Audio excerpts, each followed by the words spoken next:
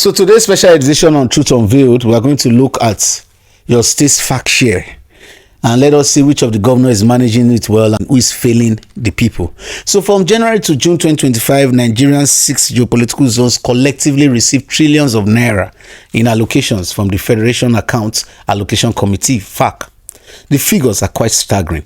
For South-South, we had 1.56 trillion. For the Southwest, we had 1.14 trillion. For the Northwest, we had 1.13 trillion.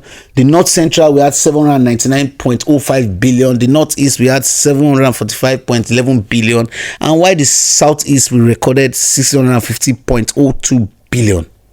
That is over 6 trillion in just 6 months. Yet, the critical question remains, where is this money going? Now, let's compare the federal government versus the state government. The federal government has left visible fingerprints of development across the country.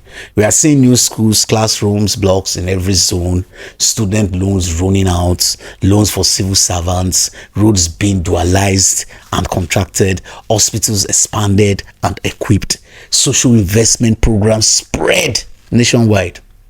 Now let's look at the recent created regional developmental commissions meant to get to the grassroots.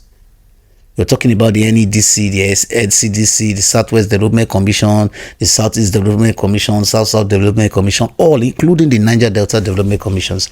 And these were created to complement governance and fast-track development in the grassroots. But look at most states and the story changes. Citizens struggle to point to 2, 3 or 4 landmark projects by their governors despite receiving billions monthly. Instead of grassroots empowerment, what you often find are unpaid salaries and pensions, abandoned local government projects, poor infrastructure within communities, little or no transparency in expenditure. Now let's ask this grassroots question. If the federal government can show visible projects across all 6 zones, despite having national obligations, why can't governors replicate the same within their smaller states? For instance, over the past 6 months, some geopolitical zones have collectively received allocations running into hundreds of billions of naira. Yet, across many local government areas, citizens still struggle with the basics: potable water, motorable rural roads, and functional schools.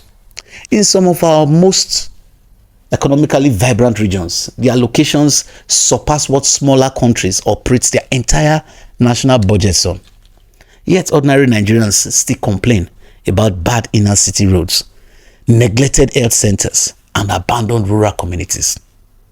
In agricultural belts, where revenues flow steadily, farmers continue to lament the poor state of feeder roads that make it difficult to move their produce to markets.